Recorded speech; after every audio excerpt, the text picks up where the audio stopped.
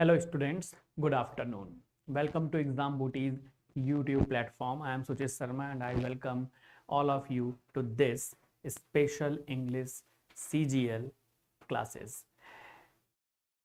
Friends and students and everybody, we discussed noun and its kinds in our previous class.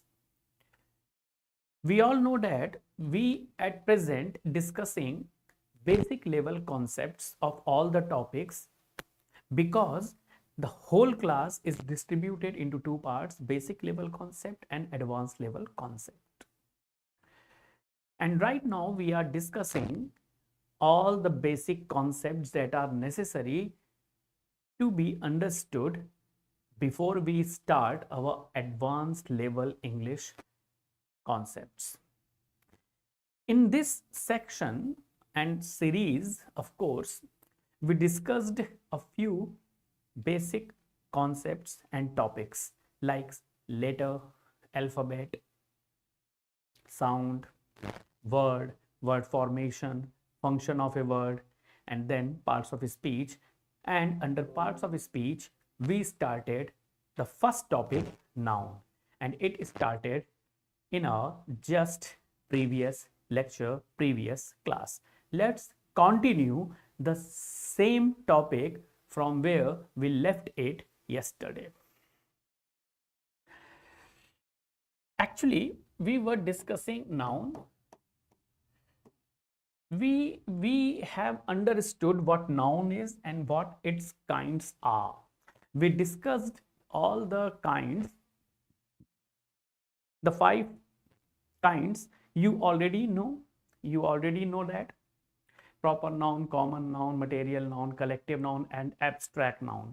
But what was interesting about that, and what was actually astonishing for most of you, because most of you haven't heard the name of concrete noun or tangible noun or intangible noun before. So it was an interesting thing for some of the students. If somehow you have heard or listened, it's wonderful, it's great. But if you haven't, that's why I mentioned that all the nouns have been categorized into 2 major categories, and that we know, that we actually know as concrete noun and tangible noun. Tangible noun, intangible noun. Concrete noun, abstract noun. You may also call concrete noun as tangible noun and abstract noun as intangible noun. We discuss all those things, particularly what features actually comprises the concrete noun. The physical existence, yes, physical existence. This is the basic need of a concrete noun. If a noun is a concrete or tangible, it means it physically exists. And if a noun is called to be an abstract or intangible, it means that it doesn't exist physically. That is what we discussed in our previous class, and we have just a recap of all those things. Now we start from that point. Now we have to understand how to identify a noun. Let's start from that. And when we are able to understand what a noun is and how to identify it, then we will come to the next step, to the next level, to identify its kinds as well. In the process, we know how a noun is, and in this process you have to remember some very important thing. The first point you have to keep in your mind that any word, just remember, any word, if it is on subject's place,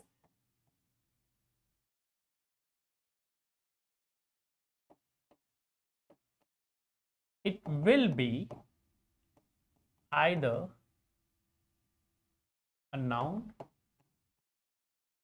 or a pronoun.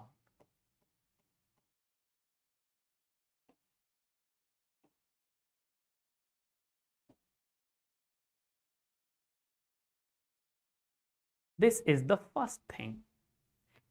Any word, if it is on subject's place, it will be either a noun or a pronoun. Similarly, you have to remember this as well. Any word, if it is on object's place,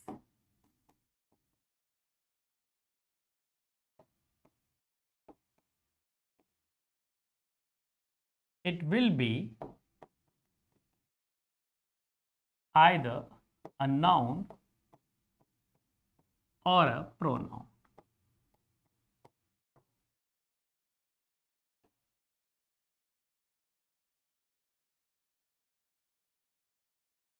So what is special about this?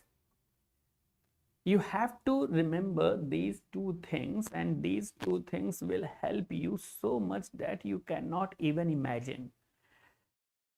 When will we will start, when we will start the advanced level concept, whenever you start studying SSC CGL level English, and you study subject verb agreement, or you are studying topic noun or pronoun or conjunction, this will be key factor. This will be key factor in understanding all the concepts relating to subject verb agreement. If you are not able to understand the noun or identify noun in a particular sentence or a pronoun in a particular sentence, pronoun is comparatively easy and it can be identified very easily because various 2, 3, 4, 5 letters normal words, everybody knows that. I, you, we, he, she, it, they, them, that's it, over. You can just guess it. But we are not able to identify noun because nouns are not always as you have seen in lower classes.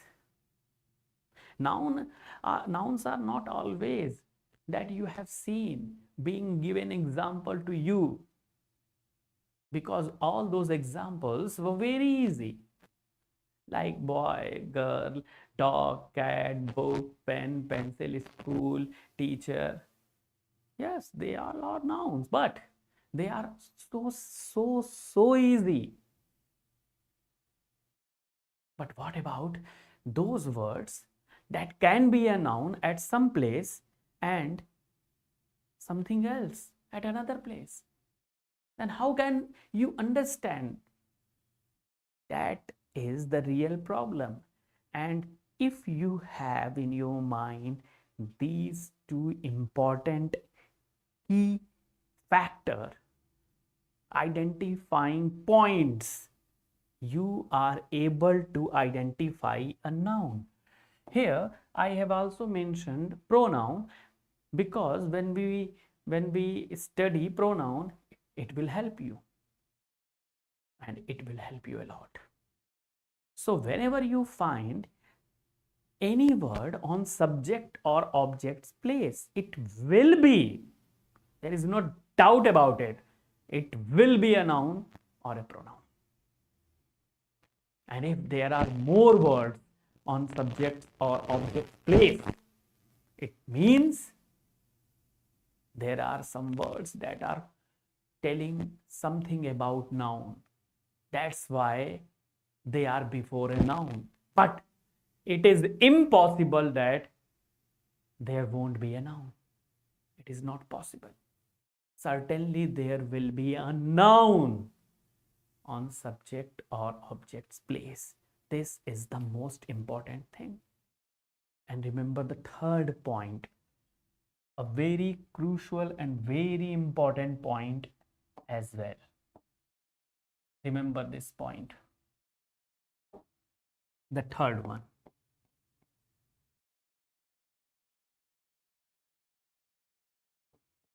If a word is before a noun and telling something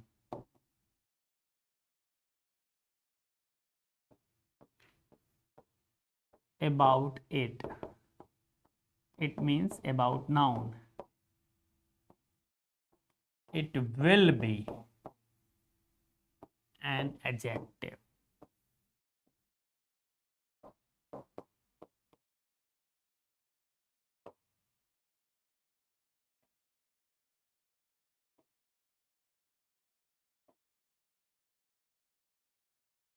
You have to remember the third point as well.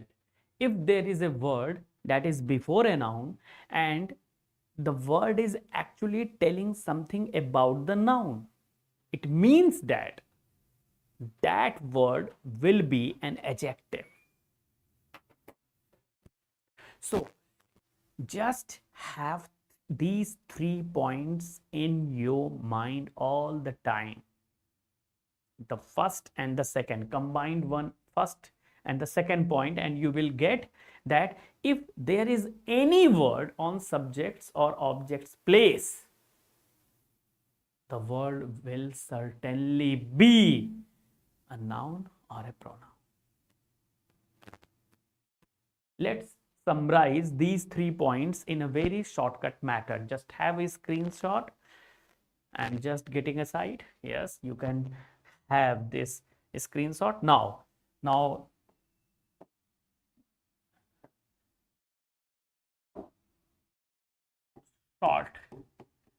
Shortcut.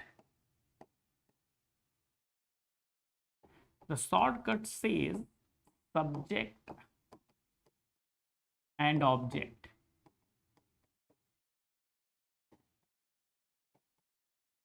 Noun, pronoun. Remember this. Subject or object. Remember this. Subject or object. If there is any word you see on subject or object's place, it means it will be noun or pronoun. And if you summarize the third point, it means if you see any word before a noun, it means this word will be an adjective.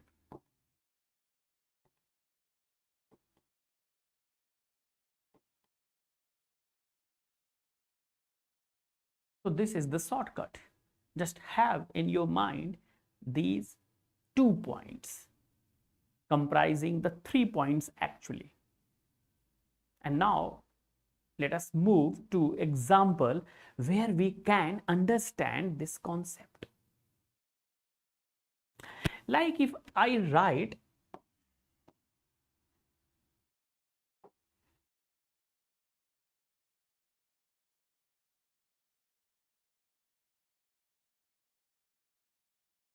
Tom plays hockey.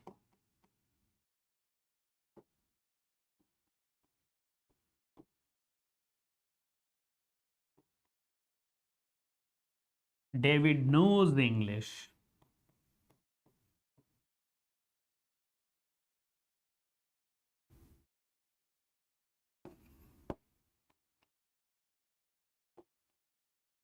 I teach English. Let us analyze these three sentences. What will you find? You find that this is actually subject, this is verb, and this one is object. Similarly, this is subject, this is verb, and this is object. And again, in the third one, this is subject, this is verb, and this is object. So if you can identify a subject or object, it means that you are going to identify noun or pronoun in the given sentences. Because Tom is written on subject's place, it means it will be a noun or a pronoun, and we all know that this is a noun because the sentence and the example I have written is very easy. Similarly, on object's place, whatever is written is a noun. Very easy to understand. This is also noun. This is also noun written on object's place.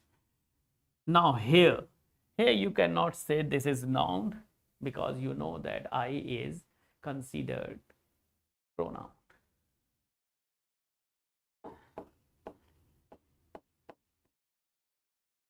And here again on object's place, this is noun. It means it is very easy to understand, and the examples are also very easy. But now take some more examples, and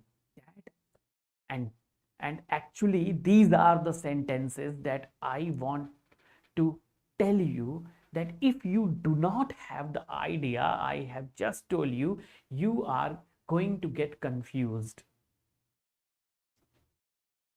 Like in these sentences.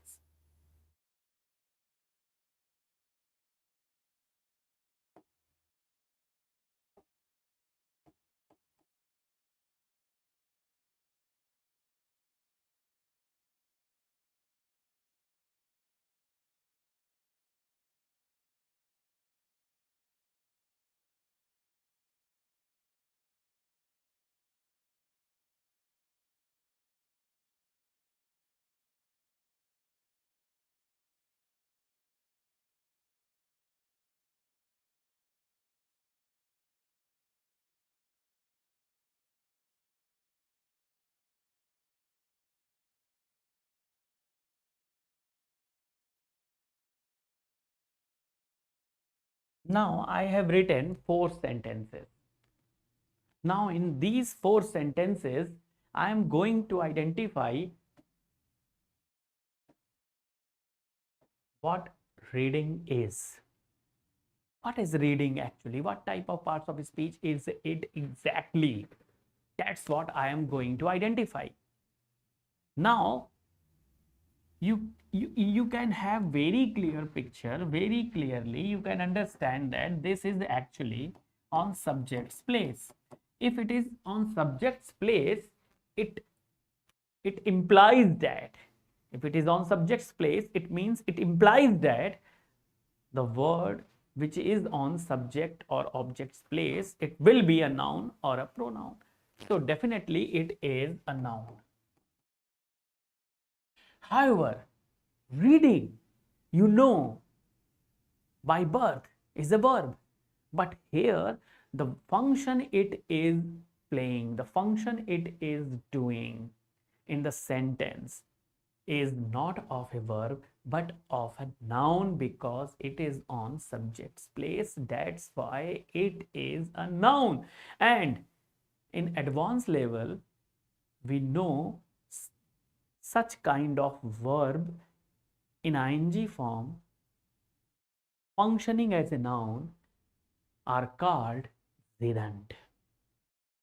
If ing form of a verb is functioning as a noun in a particular sentence, it is called gerund. It means there are verbs that can work as a noun. And here is one of the examples. Here, ing form of verb is working as a noun. Why noun? Because it is on subject's place. And on subject's place, there can be only noun or a pronoun. Suppose that I say I love India. Now you know that this is subject, this is verb, and this is object. Now I love India, I love potato, I love tomato, I love you, and I love reading. Yes, I love reading. Similarly, this is subject, this is verb, so this is object. So here reading is a noun by the same concept, because on subjects or objects place there is always a noun.